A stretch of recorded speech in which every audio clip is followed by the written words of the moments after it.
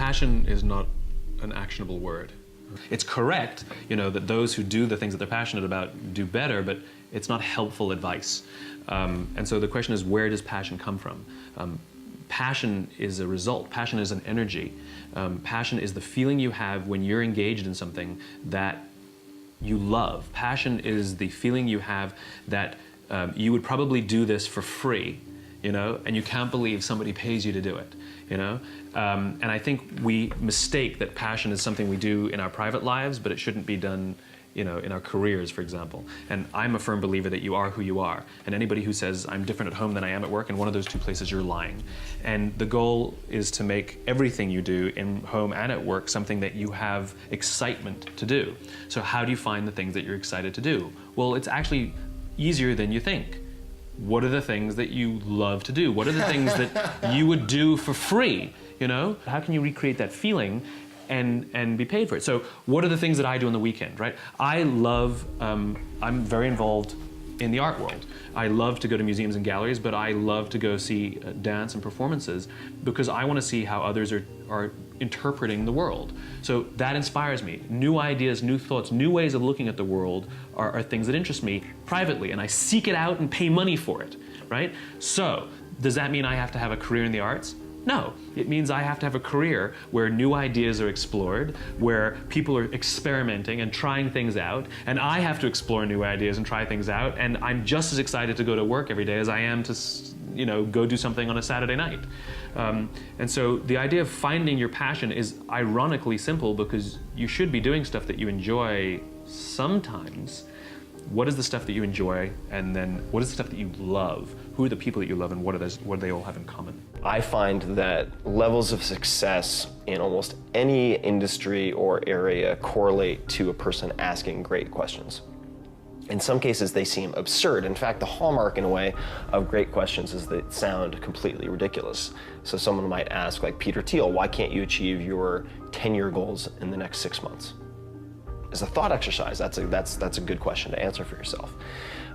And these types of questions come up surprisingly often with very, very impressive folks, whether it's in business, military, entertainment, or otherwise. And the way you can get better at questions is by studying interviews in part. So I studied Larry King, I studied Charlie Rose, I studied Terry Gross, I studied go down the list. I studied Tony Robbins, who does in-person, one-on-one interventions at his events in front of 10,000, 5,000 people. And he's just genius with how he uses questions to pattern interrupt and grab someone's attention and divert them in a more productive direction. Now, why is that relevant? It's relevant because thinking is the process of asking questions. You're asking yourself questions and then you're answering them in your own head. So if you get better at asking other people questions, you get better at asking yourself questions, which means you're improving your thought performance and level of thinking. Everyone has a problem with time, but the day has 24 hours and we sleep 6. Now I know there's some out there that say, whoa, I need 8. Well, I say just sleep a little faster. Because the bottom line is we have 6 hours of sleep, 24 hours are available, so you have 18 hours now available to your work, your family, your hobbies, and also to learn something new or to do something new, which could easily be that you want to learn a new language or that you want to read as a New Year's resolution, I have to read a book every week, or you say, I'm gonna go and reshape my body. So you're gonna go and take this hour out of your schedule and say, I'm gonna train an hour every day. So this is, for most people, a huge challenge, but it is totally doable, I can tell them, because the kind of things that I did when I came to this country, I mean, I went to school, I was working in construction, I was working out my 5 hours a day, I was taking acting classes from 8 o'clock at night to 12 midnight. I was doing all of those things. I wanted to make sure that out of the 24 hours of the day, that I don't waste one single hour. Those hours were too precious. And so there I just want to tell people, don't give me this thing, I have a difficult time with the time and I don't have time for this and I don't have that. You have time, you make the time. Hard work and discipline and rehearsal, and that's always the most thrilling way to earn applause. And everything that you've seen me do, I've always rehearsed a lot for it. So there's a lot of passion that goes behind it. I mean, doing the same thing, I mean, just being known for like one thing your whole life, that's sad, you know? We all have so many interests, I'm sure. And so, you know, to get to make jobs of them all, or jobs, if you could call it that, but to make businesses out of them all, and see them on a daily basis in your light and how you visualize them is really cool and fun. And we can all do it. Mm-hmm. We all can do it. So many people are so afraid to try something because they're like, oh, like, I can't leave my job because I have to pay bills, or, it's like, well, start small then. But don't say you can't, because as many times as you say you can't, you're not going to. If you don't think you can, you won't. Thoughts become things. I'm in meetings a lot. My calendar gets very full with those. And then at night, after the kids have gone to bed, I'm on email a great deal. I get messages during the day. That's my chance to give long responses. And then over the weekend, I send a lot of mail as well. I take 2 weeks a year to just go off and read and think, where I'm not interrupted by work or anything else. I'm just solidly trying to think about the future, and people get to send me things to read as part of that so-called Think Week. So it's a nice mix of things. About 25% of the time that I'm out traveling around, meeting with customers, Europe, Asia, and that sort of helps me think, okay, do we have the right priorities? What are people responding well to, and what would they like to see us do better? I don't try to look too far in advance, because I get overwhelmed really easily. If someone has a lot of weight to lose, if their goal is like lose 100 pounds, I can only imagine, like, even with me with some of my goals, like this recovery, it feels like it's so far away, and it takes so long for you to like start seeing a difference that like you're naturally are motivated to keep going, right? That it'd be super easy to give up or to want to stop. But and I tell people this, if you just focus on all those little moments along the way and ignore what your big goal is, time goes by so fast. Yeah. Like a year goes by so unbelievably fast that it will be here before you know it. And I completely agree that sometimes if you focus on something that is so far away or does feel so out of reach, you can definitely get too discouraged, like before you actually try to get there. Yeah. Start checking in with your thoughts and how you're feeling each day. So outside of a gratitude practice, which I'm going to kind of talk about as well, this is probably the #1 fastest way that you can start changing your life. And I'm going to tell you about the ripple effect that happens. So it's checking in to see where you're at. What emotion are you feeling in that moment? So if you wake up in the morning and you're anything like me, I don't necessarily wake up in the best mood at all. So I really need to start figuring out how to up-level my feelings, right? Because our feelings are the best indicators of what we're attracting, what we're going to attract that day, how we're going to feel, maybe what's going to come into our life, who we're going to end up talking to. Because truly, I know that we are all on we're all vibrating at a different frequency. So if you are a really positive, excited, happy person who knows that great things are going to come your way, or who's always thinking positive, you're going to attract that same type of person. And I can see this through my life as I've really started to up-level my life and my thoughts and my business, the people that are being drawn to me. So you really do, it really is like attracts like. So what we want to do is we want to get you into that mode, right? Those people that you're like, wow, they can just walk into a room and you just feel their energy. They're just vibrating so high, or maybe they're just always so happy, or they always, you just want to be around them because you want a piece of what they have. So how do we get there? How do we become one of those people when you wake up in the morning? Maybe if you are at a low point, or you're thinking about all the things that you have to do that day, what is a thought or what is something that you can do to get yourself to the next best reachable thought. So I don't want you to think that you have to go from 0 to 100 in that split second. It's basically going from 0 to 5 to 10 to 20 to 50 and working your way up. So it's one thought at a time. So maybe you wake up and you just say 3 things that you're grateful for every single morning. You let yourself really experience being grateful for it. Really think about why you're grateful. And then what you're gonna do is as you mosey down the stairs to get your cup of coffee, you say 3 more things you're grateful for. Or I'm so grateful that I have a job today because of what it allows me to do. And you really start letting that sink in. And you think of something that maybe you're excited about, something that you could create, something that you love about yourself. It's this constant up leveling of your thoughts. So it's guiding your thoughts, right? So instead of just being mindless, which what happens, we're imperfect human beings, right? So when we're mindless and when we don't guide our thoughts, they're gonna go to chaos. They're gonna go to craziness. They're gonna go to overwhelm because life is crazy.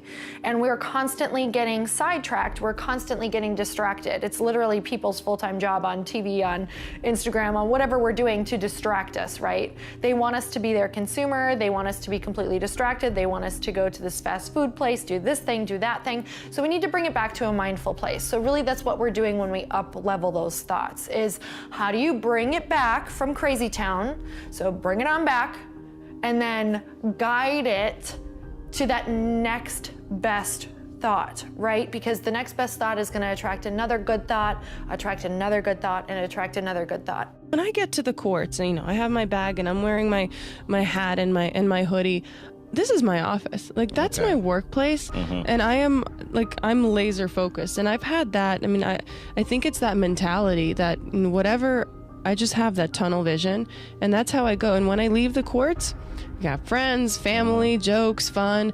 Like, when I get to my office, I close the door, and that's me. That's you. Yeah. I think most forwards like to play under pressure, or else you wouldn't play the forward position.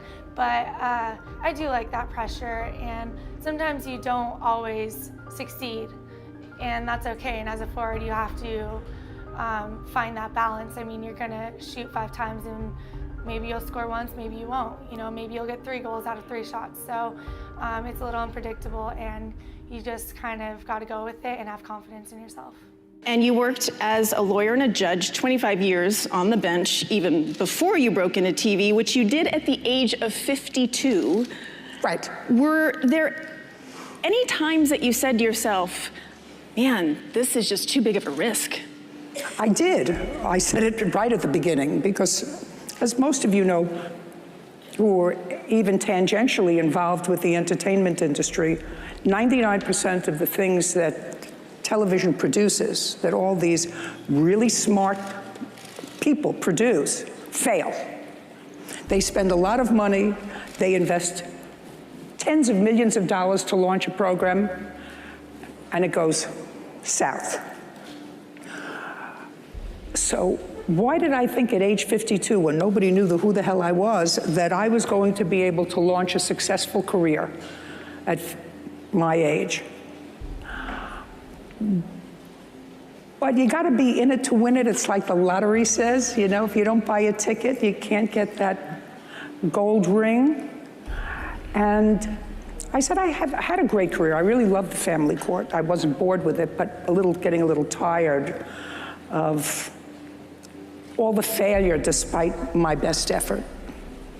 And I thought this might be an adventure, but you had a pension, and you had your health coverage, and you still had those license plates that were helpful. But I gave it a shot. Yeah, and you gave it your all. I gave it a shot, and the truth is, the people originally that produced my program, if I would have listened to them, it would have been a failure. That's true, I can say that now because they can't do anything to me. Too many of us for a long time have confused our net worth and our self-worth. Your net worth is going to fluctuate. It's going to go up and down. That's what money does. But your self-worth should not. Who you are, what's important to you, how you live, your values should never be negotiable, compromised, and should never settle. Again, We have gotten to this point where we've got to say to ourselves, my net worth is not my self-worth. I think the CEO of today not only has to have leadership skills and an IQ, there's got to be a healthy dose of EQ, the emotional side. Because millennials today, young people today, want to come to work for a company that cares about them. They want to feel connected to the company. And I think it's critically important that we humanize the CEO. The CEO cannot be this imperialist that's sitting there. We've got to humanize the CEO. We have to remove the barriers between the CEO and the front line. And that requires a new skill too. So I don't want to say it's me, but I think a lot of women CEOs actually can do pretty well in today's environment because by nature we humanize ourselves a lot more because that's the way we've been brought up. And we listen a lot more, I think. We stop and ask for directions. There's so much we do. And I think that today's world, I mean, there's a new breed of CEOs have come up, men and women, who are doing a very, very nice job. But all of them, I think, are a new breed that's learning that the world is completely different and recognizing that EQ is as important as IQ. That's what I'm trying to focus on as much as I can. I have an old-fashioned belief that I should expect to make money in things that I understand. And when I say understand, I don't mean understand, what the product does or anything like that. I mean understand what the economics of the business are likely to look like 10 years from now or 20 years from now. I know, in general, what the economics of, say, Wrigley chewing gum will look like 10 years from now. The internet isn't going to change the way people chew gum. It isn't going to change which gum they chew. If you own the chewing gum market in a big way, and you've got Double Mint and Spearmint and Juicy Fruit, those brands will be there 10 years from now. So I can't pinpoint exactly what the numbers are going to look like on Wrigley, but I'm not going to be way off if I try to look forward on something like that. Evaluating that company is within what I call my circle of competence. I understand what they do, I understand the economics of it, I understand the competitive aspects of the business. So figuring out the economic consequences. TV, I think there's, 20, 25 million sets a year sold in the United States. I don't think there's one of them made in the United States anymore. I mean, you'd say TV set manufacturer, what a wonderful business. I mean, everybody, nobody had a TV in 1950, or thereabouts, 45 to 50. Everybody has multiple sets now. Nobody in the United States has made any real money making the sets. They're all out of business. The Magnavoxes, the RCAs, all of those companies. Radio was the equivalent of the 20. Over 500 companies making radios in the 1920s. Again, I don't think there's a U.S. radio manufacturer at the present time. But Coca-Cola, what was it, 1884 at Jacobs Pharmacy or whatever, the fellow comes up with something. A lot of copiers over the years. But now you've got a company that is selling roughly 1.1 billion 8-ounce servings of its product, not all Coke, Sprite, and some others, daily throughout the world 117 years later. So understanding the economic characteristics of a business is different than predicting the fact that an industry is going to do wonderfully. And so when I look at the internet businesses, or I look at tech businesses, I say this is a marvelous thing, and I love to play around on the computer, and I order my books from Amazon and all kinds of things, but I don't know who's going to win. And unless I know who's going to win, I'm not interested in investing. I'll just play around on the computer. And defining your circle of competence is the most important aspect of investing. It's not how important, how large your circle is. You don't have to be an expert on everything. But knowing where the perimeter of that circle of what you know and what you don't know is, and staying inside of it, is all important. Tom Watson Sr., who started IBM, said in his book, he said, I'm no genius, he said, but I'm smart in spots, and I stay around those spots. And that is the key. So if I understand a few things, and I stick in that arena, I'll do okay. And if I don't understand something, but I get all excited about it because my neighbors are talking about it, stocks are going up and everything, they start fooling around someplace else, eventually I'll get creamed, and I should. I tend to be incredibly modest in terms of describing your talents, and you always seem to belittle your abilities to a certain extent when clearly there's a reason why this everything you do has been working out. I was reading about how you said that to a certain extent that comes from your punk rock roots. Yep, there's no other choice. In those days, there was no idea of this makes money. There's no idea of like, this is my future. It was like a week at a time. We have 5 shows. We're gonna get to Sunday. Whew. And even those days were like fraught with turbulence. And so I never really saw a future. None of us did. And some of us, you know, didn't make it. Some of them are dead. And some of them are just kind of trying to recreate their past. And so I realized that I have to be very hardworking because I don't have kind of the ease of talent. And I come from that. And I think in a lot of ways it served me very well in that I am as kind of hardworking as I've ever been, completely without confidence. I have none. I don't want any, because I think you turn your back on the thing, and that's when you get gored. Is when you think, I got this. I never think I got this. I think, oh man, don't screw this up. And I go at everything, like including you and I sitting here right now. I'm trying to be fully engaged, and that intensity, I think, has served me quite well. But it comes from punk rock, absolutely. Last boss I ever had was my boss at Häagen-Dazs, my ice cream job. And to this day, he still comes to my shows. And whenever I see Steve, who got me my first apartment, I was living in my car, he believed in me. Whenever I see him, I get all weepy. I always tell him, it's good to see you, sir. Henry, you can call me Steve. I can't do that, sir. Because he trusted me with his money.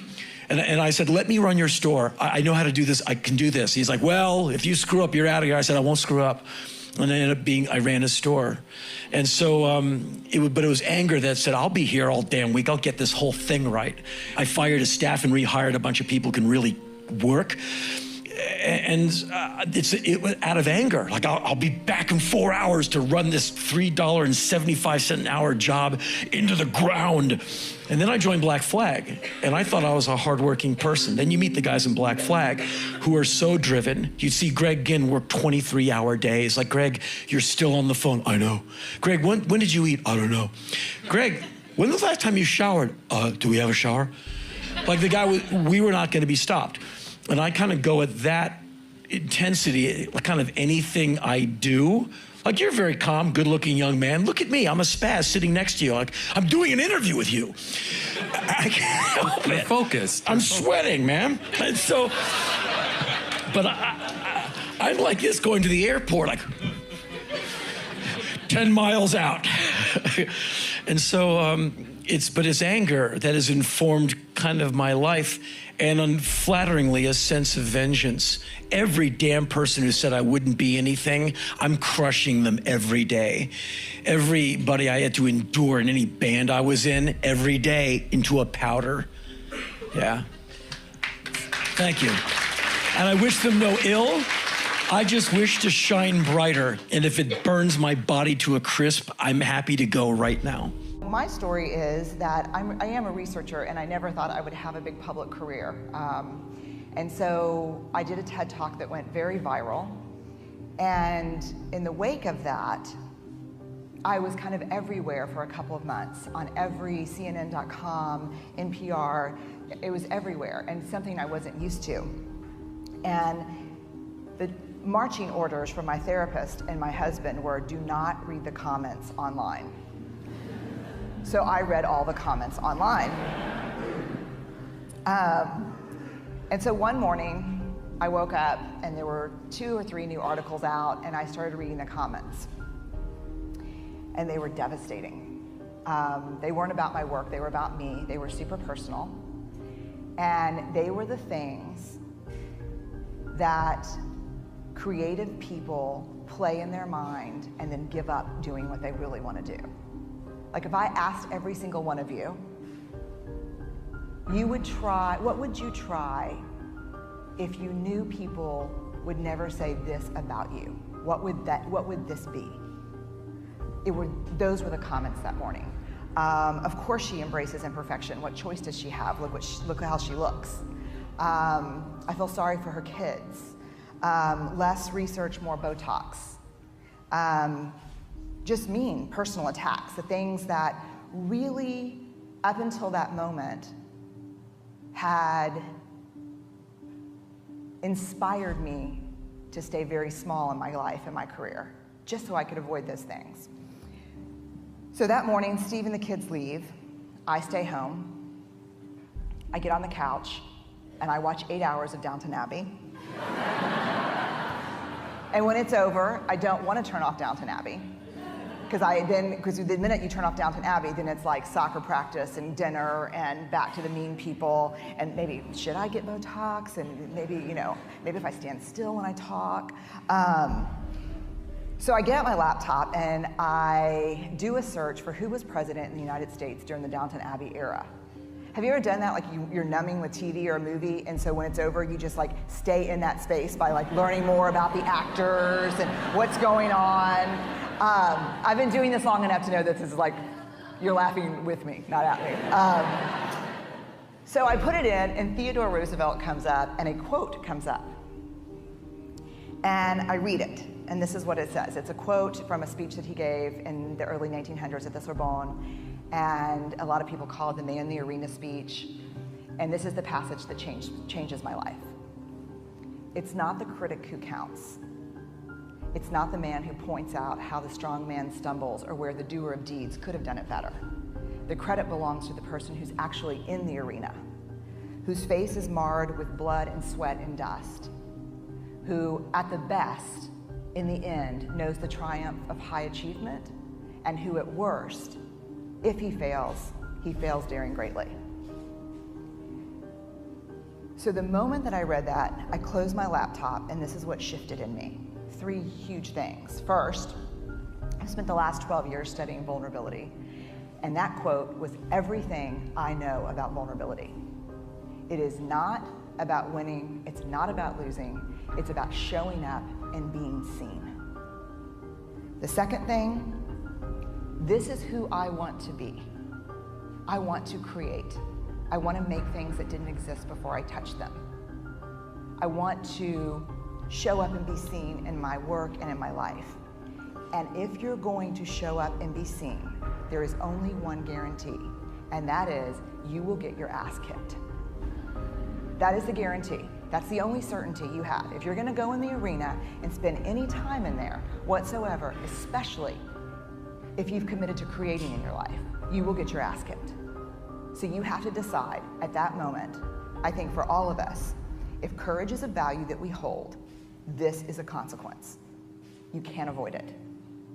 The third thing, which really set me free, and I think Steve, my husband, would argue has made me somewhat dangerous, is kind of a new philosophy about criticism, which is this. If you're not in the arena also getting your ass kicked, I'm not interested in your feedback. You stare at your past and you'll end up staying there. It's okay to look back and admire it, but you carry on. I'm not in the business of staring back at it. You know what I mean? And getting lost back there. People say a loss can make or break a fighter, but trust me, a win can also make or break a fighter because they get comfortable with a win. People can get comfortable with a win, and slack off then. Slack off on the training. Slack off on the diet. They've won one. They're winners now. That's not me, you know. You sleep on a win and you'll wake up with a loss. So I just carry on, keep doing what I'm doing, and that's why this turnaround is so good for me. Vegas straight away. The Fighting Irish head to the fighting capital. It's perfect. Continue on this path. The freight train straight to the top. You're only gonna go as far as you think you're worthy.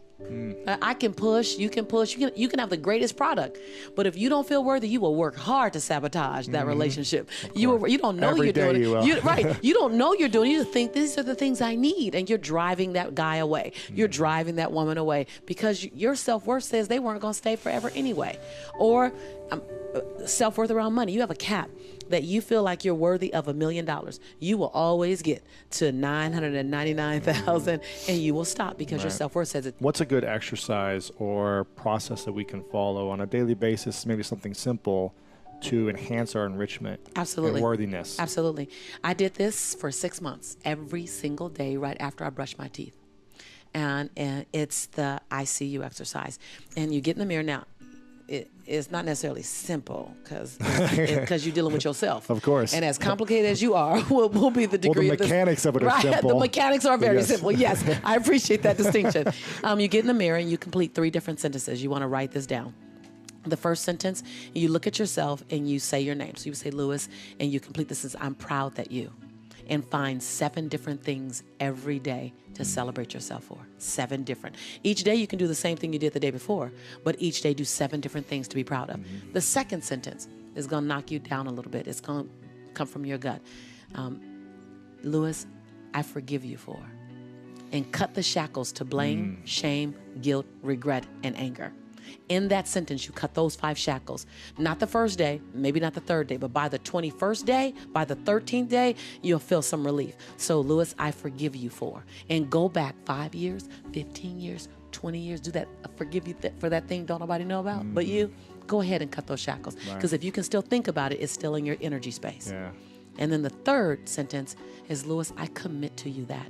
Before you make a commitment to anybody else throughout your day, you make 7 commitments to you. So the first sentence is, I'm proud that you're celebrating yourself first. We are under-celebrated as a society. We look for acknowledgement. They interviewed 100 executives that all made over $250,000 and said, would you like a 5% raise next year, or would you rather be told thank you more often? 100% said, keep your money. I'd rather hear thank you. So we're under-celebrated. But first, celebrate you. Yeah. Be the example. When I was on Oprah, when she said, what do you do? I said, I recognize that I'm the example of how the rest of the world is supposed to treat me. And it's my job to give the world the best example of how I like to be treated. Right. So celebrate yourself, forgive yourself, cut the shackles, and then commit to yourself before you commit to anyone else. That right there, powerful. that right there will begin to fill your cup up to get to your saucer. I love that. I say to my girls all of the time that your real work is to figure out where your power base is and to work on the alignment of your personality, your gifts that you have to give, with the real reason why you're here. That's the number one thing you have to do, is to work on yourself and to fill yourself up and keep your cup full. Keep yourself full. Now, I used to be afraid of that. I used to be afraid, particularly from people who say, oh, she's so full of herself. She's so full of herself. And now I embrace it. I consider it a compliment that I am full of myself. Because you only when you're full, I'm full, I'm overflowing, my cup runneth over. I have so much to offer and so much to give. And I am not afraid of honoring myself. You know, it's miraculous when you think about it. Every single day that we wake up, we have been gifted the opportunity of choice. You can choose to be happy or you can choose to be sad. I don't care what your situation is. You should never allow your situation to define who you are as a person. I know I lived out of my car for 2.5 years. And you know the story that I told myself in my head every day, all day long? Why does this person get this? Why does this always keep happening to me? Why do I keep getting this girlfriend, this kind of girlfriend? Why does this happen to me? How come this person got this record deal and I didn't? How come this person, why? Oh, poor pity me. Shut up, Garen Jones. The outside is the physical manifestation of what goes on inside the brain. Things do not just happen. No one just rear ends your car. You don't just become broke. Broke is a mindset. Things don't just happen. Your pocketbook is not just below balance or on zero. You're not just by chance you're just overweight. Things don't just happen. I wasn't just living out of my car for 2.5 years.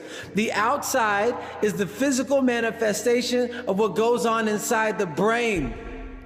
Just like you can think yourself sad or mad or broke and all of these things, you can also think yourself happy. I'm telling you, coming from a guy that lived out of his car for 2.5 years, I have stuff that I haven't even posted online. Day 1, day 2, day 3, day 4, day month, year. It was so bad that I was numb with emotions. crying myself to sleep in my Jeep. How does a guy with so much passion live in his car for 2.5 years? It was all because of me. I deserved to live in my car. I deserved to be broke. I deserved not to have the opportunities that I should have been getting. And they weren't for me. But I'll tell you what was for me. I woke up every day with an opportunity to choose different. If you want something different, you have to do something different. It's that simple. You want something different in life, you have to do something different. Whatever it is that you want to do, there's going to be risk in your life. And risk is a necessary component of progress. You can make any pioneering movements in the world of any kind, whether they be the geographical, physical exploration that I've just been talking about, or whether it be a more cerebral exploration of a scientific field. Or I bet you could ask that question of every speaker here, and I bet that every speaker here has taken substantial risks, whether it be intellectual or otherwise, to achieve what they've done. I believe people are bullied because of the image that they projected. When I was young, I had a big lack of confidence. And in my school where I used to go, they had the Lincoln teenager. They used to pick on the younger kids. They were sent there because they had problem with their family, raised by a single father or mother, like alcoholic. Mm-hmm. Some were orphan, and they grew up in a bad environment with a lot of violence. So the only way of communication they had, it was through violence. And they used to apply that to the younger kid in school. And I was victim of that, unfortunately. So the thing is, when I go to do conference, the people why you get bullied sometimes is because the image you project. If you look down, raise your shoulder, and look like a weakling, like in nature, the lion will always go for the animal who's weak, who's injured. And same thing in society.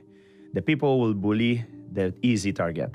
And when I was young, I had a big problem with confidence. I used to people look down. I didn't have older brother or older cousin to defend myself. I was by myself, and I got picked on because I was an easy target like this.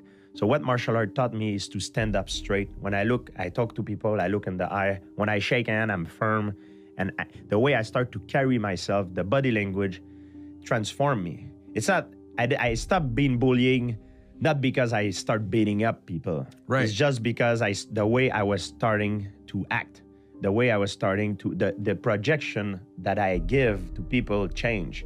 And that's what makes it stop. It's not about being tough. It's not. It's about presenting an it's image of confidence. Look tough and look confident. Look confident. That's what it's about. Same thing in business. Same thing when you go ask a girl on a date. Absolutely. You go, I'm sorry, I don't want to bother you, but please, could you think you could come with me Saturday night to the rest? It wouldn't work. Like they it's go, the same as asking for a raise. You look like a loser. You have to be, confident guy.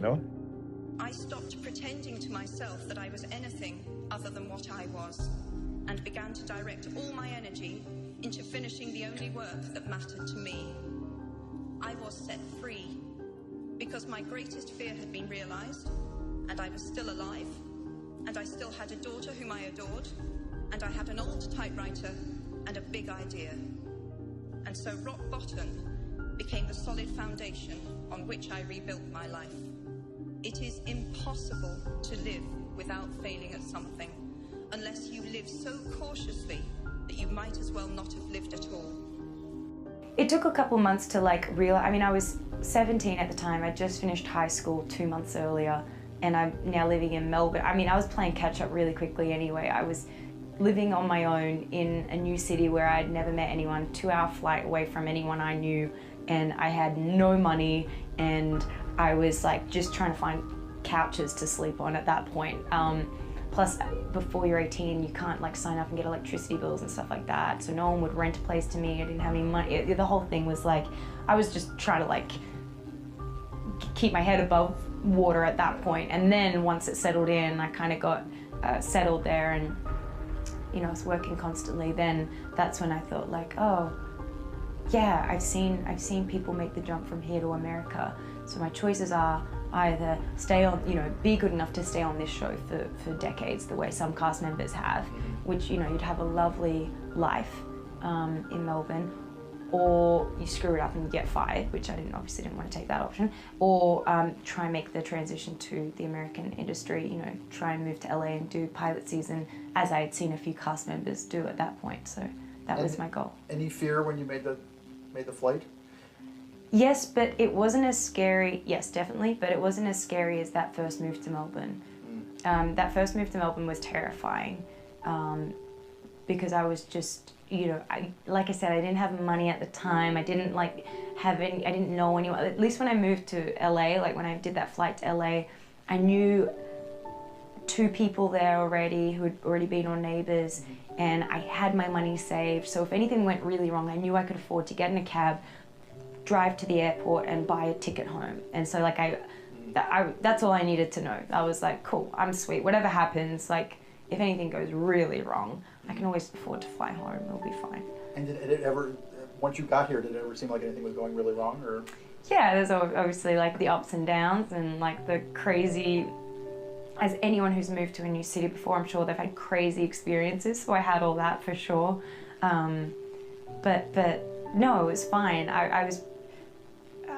It would have had to take a lot to make me fly home. I was like, I will not be a failure. I came here and I'm not going home until I've made it in this business. So a lot of people come to me and they say, well, I want to be an entrepreneur. And I go, oh, that's great. What's your idea? And they go, well, I don't have one yet. And I say, well, I think you should go get a job as a busboy or something until you find something you're really passionate about, because it's a lot of work. And I'm convinced that about half of what separates the successful entrepreneurs from the non-successful ones is pure perseverance. It is so hard. You pour so much of your life into this thing, and there are such rough moments in time that most people give up. I don't blame them. I mean, it's really tough, and it consumes your life. I mean, if you've got a family and you're in the early days of a company, I can't imagine how one could do it. I'm sure it's been done, but it's rough. I mean, because it's pretty much an 18-hour-a-day job, 7 days a week for a while. So unless you have a lot of passion about this, you're going to not survive. You're going to give it up. So you got to have an idea or a problem or a wrong that you want to right that you're passionate about. Otherwise, you're not going to have the perseverance to stick it through. And I think that's half the battle right there. It's hard to remember how bad it was, in early 80s, with IBM taking over the world with the PC, with DOS out there. It was far worse than the Apple II. And they tried to copy the Apple II, and they'd done a pretty bad job, and you needed to know a lot. And so things were kind of slipping backwards. And Macintosh was, you saw the 1984 commercial. I hope you have that in your archives. Macintosh was basically this relatively small company, in Cupertino, California, taking on the Goliath, IBM, and saying, wait a minute, your way is wrong. This is not the way we want computers to go. This is not the legacy we want to leave. This is not what we want our kids to be learning. This is wrong, and we are going to show you the right way to do it. And here it is. It's called Macintosh, and this is so much better that it's going to beat you. And we are going to do it. And that's what Apple stood for.